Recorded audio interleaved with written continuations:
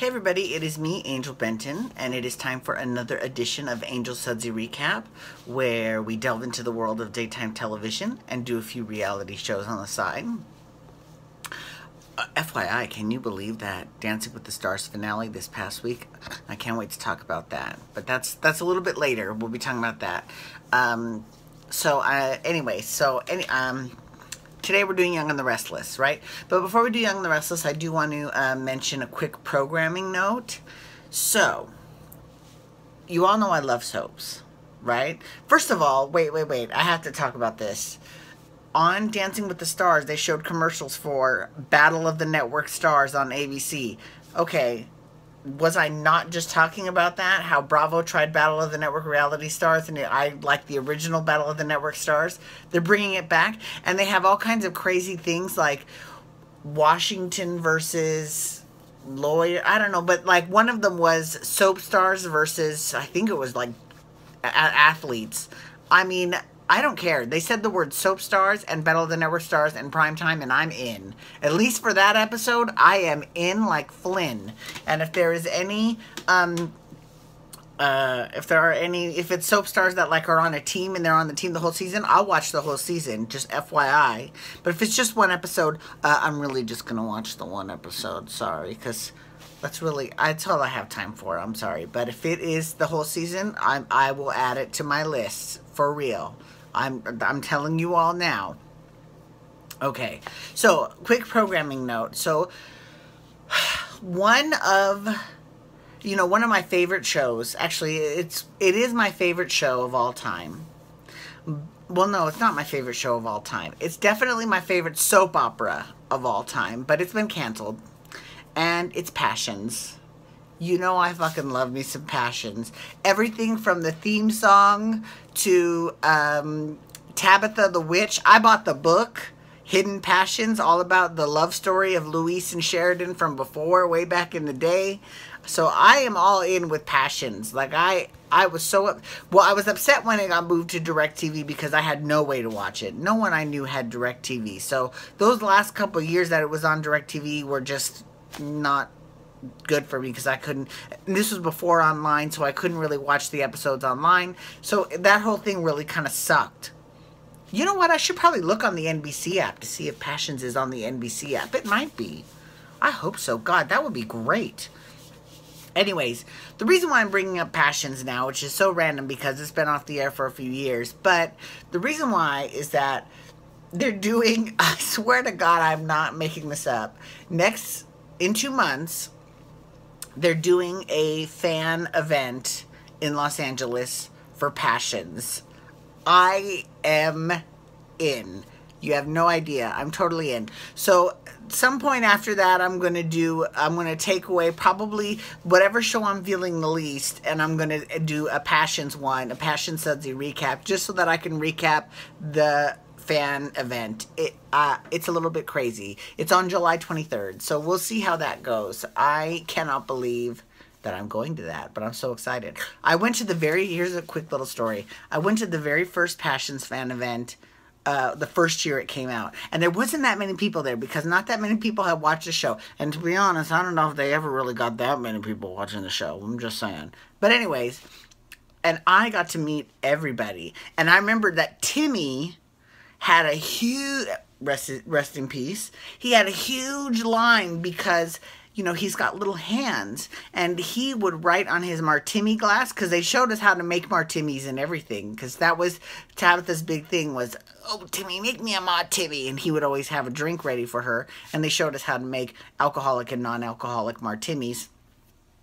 But he had to write every single person's name, and so that's why it took forever. No one else really cared. They just signed their name, and then they kept the line moving, right? But, it's one of those things where when I was working at Tokyo Disneyland and I was doing autograph sets, if I had enough time, I would ask what their name was, and I would write it in the book. If I didn't have enough time, I would just sign my name because there's a big old long line and I want to make sure everyone gets an autograph. It's one of those types of things you kind of got to feel out at the time. And he was brand new to, I think, show business in general, but for sure that show. And, he didn't really quite get it as much as, his older castmates did. But I got to meet everyone from Tabitha to Ethan Crane, the original Ethan Crane. I love Ethan Crane. Although his wife is on that hilarious show on TBS. I don't know what it's called. I think it's with Ed Helms. I don't know. But it's hilarious. The Layover? No, I don't remember what it's called. But it's really funny. The first season I binge watched. It was so good. So, no hard feelings. You got my man. That's fine. And I would much rather have lunch with you, Natalie Z, than have lunch with that bitch Kate Middleton who took my real man. Ugh.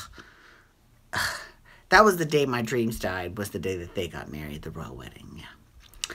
Anyways, let's talk about Young and the Restless. So everyone on Young and the Restless this week, well, actually, everyone are talking about Young and the Restless this week is talking about the news how, and please forgive me if I'm mispronouncing your last name. It is kind of spelled a little funky, so I'm not quite sure if, because I have never heard it spoken. So Greg Rikaart, who plays Kevin Fisher, has been let go from the show. Now, he's been on the show for 20 years, right? So don't feel too bad for him. I'm sure he's got a nice little hefty nest egg. And he's got 2 kids and a man. So fuck you for that. Just kidding. Just kidding. I'm just kidding. Anyways, but everyone at the show was like, oh my God, they're making budget cuts at Young and the Restless. Everyone is like, it's mass pandemonium. People don't know what's going on. I'm like, bitch, you don't know budget cuts until you're shooting 6 months ahead of time. You want to talk budget cuts? Ask Days of Our Lives, who's gone back to shooting every fucking scene in that goddamn park again. At least they took the winter off, right? Whatever. Anyways, so I think that is just really silly. Okay, so, but, you know, kudos to you, Greg Rikaart. You find whatever you want. If you want a career, I'm sure you will have one. You're a great little actor.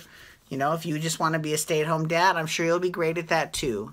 And FYI, P.S., I love his Twitter relationship with Rebecca Budig. I'm sure they're friends in real life, but on Twitter, they are hilarious to follow. They really are. They're a scream. Okay. Anyways, let's also talk about how on Young and the Restless, okay, so Carolyn Hinsey, who writes for Soap Opera Digest, she has this opinion column called It's Only My Opinion, right? And it's only meant to express her opinion, not the rest of the magazine. And for the most part, I really do agree with her a lot. This past issue, she was talking about how soaps handle dead people. And she brought up 3 specific examples, not counting One Life to Live, because I agreed with her on One Life to Live. That was a scream with Asa. And she was talking about how a lot of shows don't mention when someone is declining in health, and, you know, they just start to give their veterans less screen time because they can't physically do the lines. And I listen, I've never been upset at any show for giving a veteran less screen time, ever, right? But, so she brought up 3 examples. One of them was Young and the Restless. And one of the examples I didn't really care, I didn't agree with her on, and that's Days of Our Lives. I'll talk about that next week. One was Young and the Restless, and then the other one was General Hospital. And I'll talk about that tomorrow. But the General Hospital one, I'm split, because part of it I agree with her and part of it I don't. But I definitely agree with her on Young and the Restless.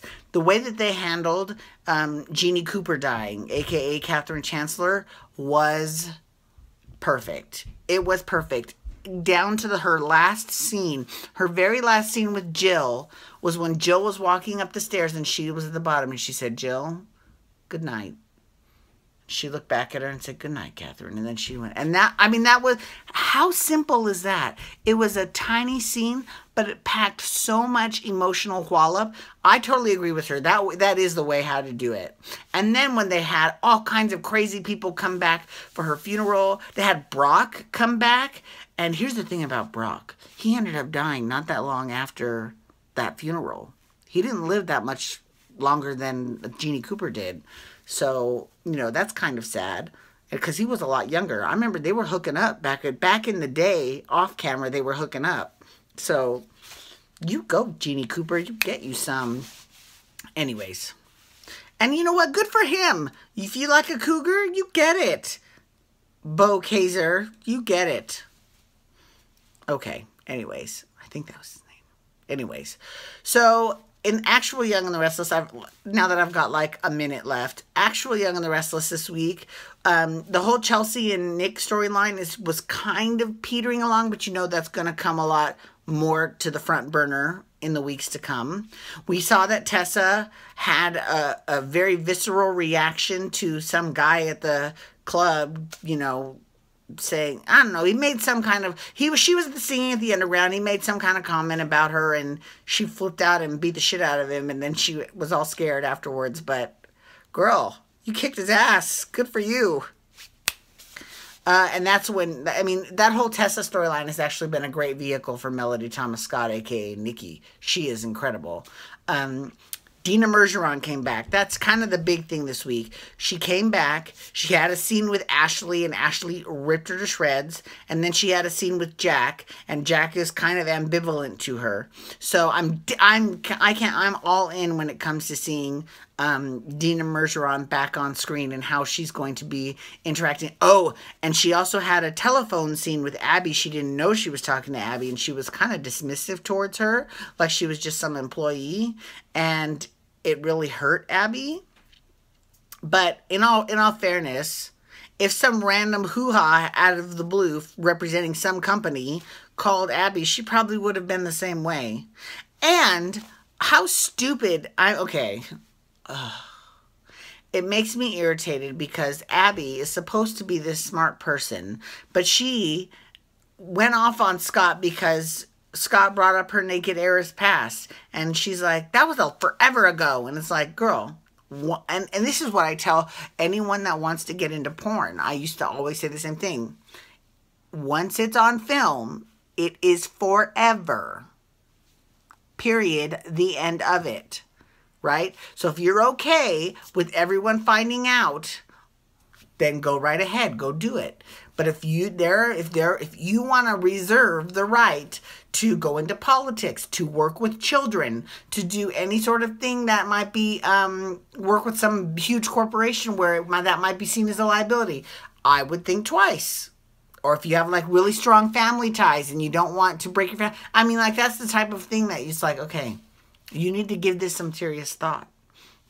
So that was just so stupid that she's like, oh, I'm gonna, you know, she couldn't, I mean, like, oh, okay, let it go. Anyways, thank you so much for logging on today and for shooting the shit. And most of it was not about Young and Restless. I'm sorry, but there was something about it. Thank you so much. I appreciate it. Please feel free to follow me on Twitter and Instagram at Angel Benton. You can hashtag YR to talk Young and the Restless. You can also hashtag GH to talk General Hospital, which I'm doing next. And you can hit that little subscribe button on the YouTube channel. Okay, thank you so much, everyone. Have a wonderful night. Peace out. Wubba, wubba, wubba.